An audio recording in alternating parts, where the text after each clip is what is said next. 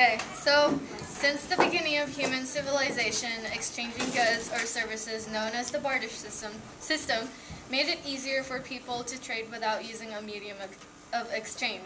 We've used cows and other livestock, cowrie shells, bronze and copper coins or cowries, paper money, and the familiar credit and debit cards.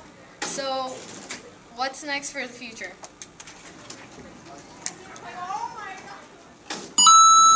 Bitcoin. So what exactly is Bitcoin?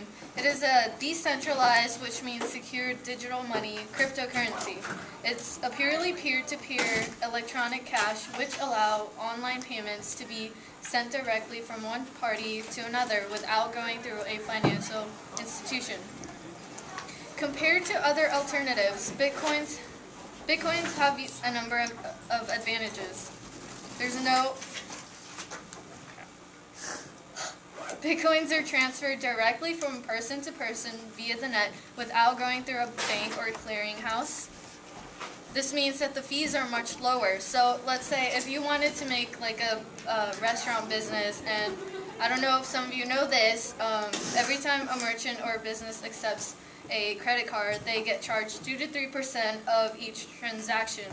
So if say your restaurant makes an average of like $5,000 a day, and so that means you lose $125 per day, assuming they get charged 2.5% per transaction. That means that may seem like it's not a lot, but $125 a day for 30 days is $3,750. So by the end of the year, you'd lose about $45,000. With Bitcoin, you get charged like cents or 1% or less with Bitcoin processor. That's a very significant amount of savings. And then you can also use them in every country, and your account cannot be frozen. So how does this exactly work? Several currency exchanges exist where you can buy and sell Bitcoins for dollars, euros, and more, just like NYSE or NASDAQ.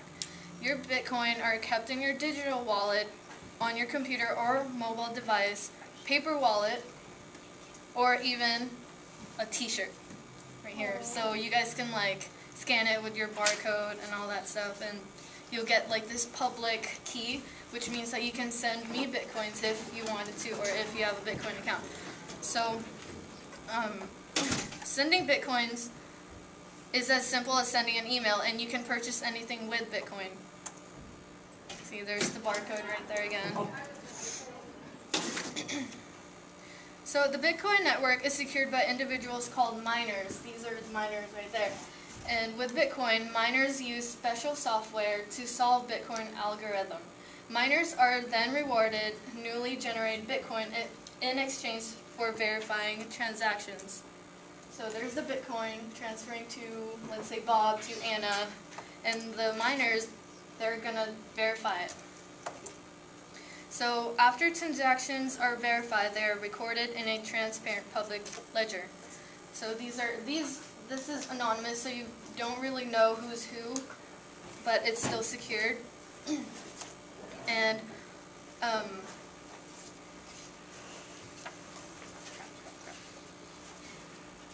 to give a perspective on Bitcoin magnitude,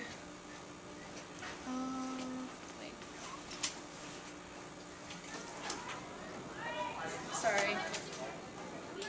Okay, so 2 years ago, the value of Bitcoin was only $5.03. Yes, that may not be a lot, but exactly 1 year ago, it was $116.55. And today, as of today, it's $445.55.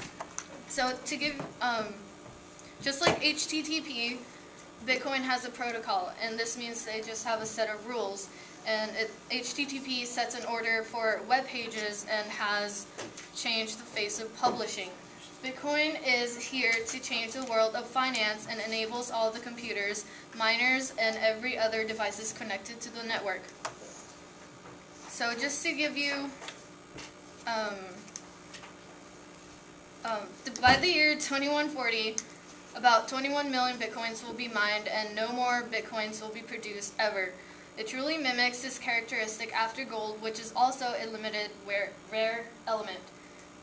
And to give you a perspective on Bitcoin magnitude, here's the amount of Bitcoin currently in circulation worth in dollars. Almost $5.7 billion.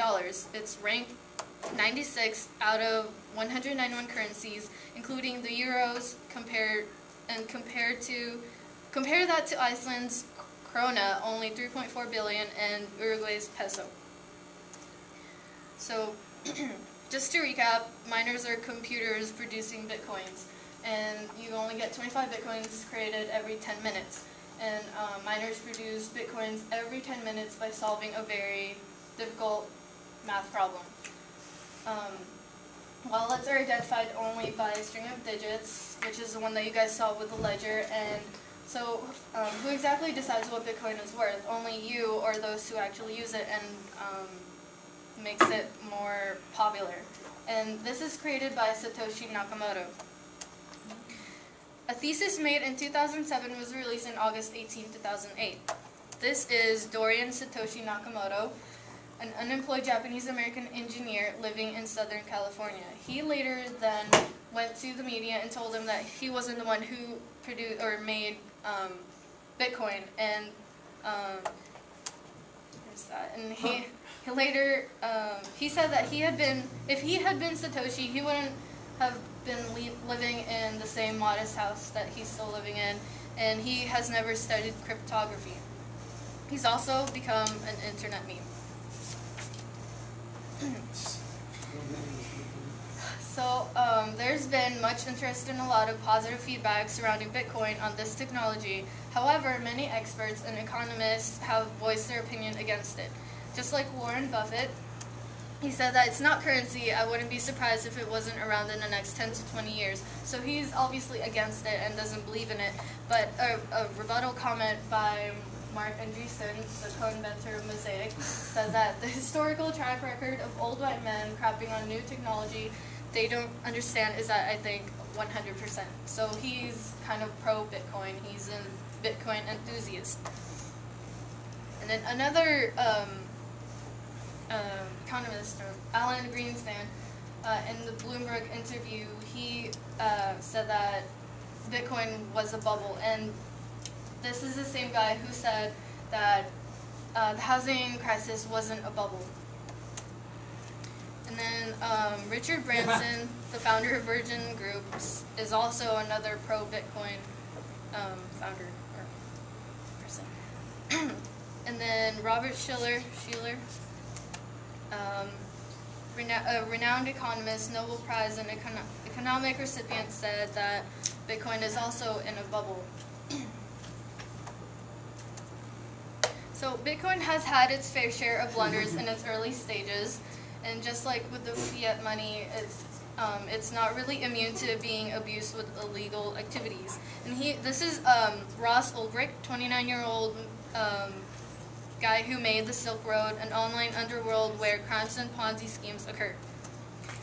So here you see the basement of a Mexican drug lord's mansion, a ton of US dollar bills stockpiled, and just recently covered the LIBOR scandal, which many in the media has dubbed as one of the, if not the biggest scandal that has shaken the financial industry. All of this is just to prove that fiat suffers just as much, if not much, worse than Bitcoin. And this is Jared Polis, the congressman of Colorado. He first received a $100 contribution limit received $1,500 worth of Bitcoin contributions. And then the Federal Election Commission okays Bitcoin campaign donations, so they're pro-Bitcoin. And then the IRS considered Bitcoin as property on March 31st. And there are also some celebrities who are against Bitcoin and doesn't really approve of it.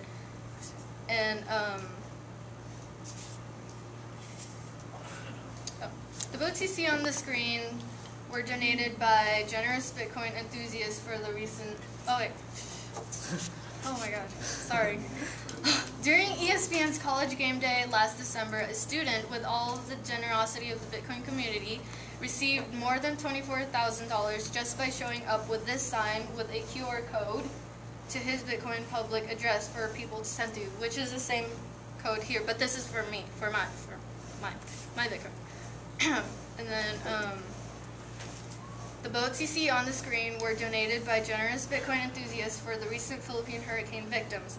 A lot of victims were fishermen and had lost their boats, which is their only way of living. So, this one boat here was named after Satoshi Nakamoto, and this kind of shows the the benefits of using Bitcoin. And the Winklevoss twins, American rowers and internet entrepreneurs, disclosed that they are heavily invested in Bitcoin and own significant amounts of Bitcoin. And, another celebrity, Mel B, she believes that with the use of Bitcoin, it kind of brings her fans into like a community, and fans all over the world can just use Bitcoin to buy her albums or songs. And then Ashton Kutcher, he's a BitPay investor. He also believes that Bitcoin is very beneficial, and he's a Bitcoin enthusiast. And Drew Carey, he tried using Bitcoin in a restaurant, but they refused it because they haven't really used Bitcoin yet. But he is also a Bitcoin. Yeah. I love Drew Carey. He should do a whole price of right Bitcoin. And Snoop Dogg, yes. So he tweeted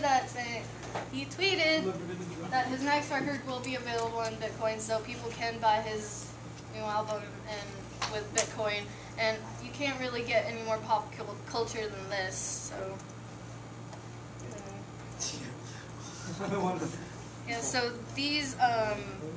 Wells Fargo, they kind of made a guideline of using Bitcoin, and TurboTax, and also Capital One. eBay, they were thinking about using it, but they haven't really implemented it.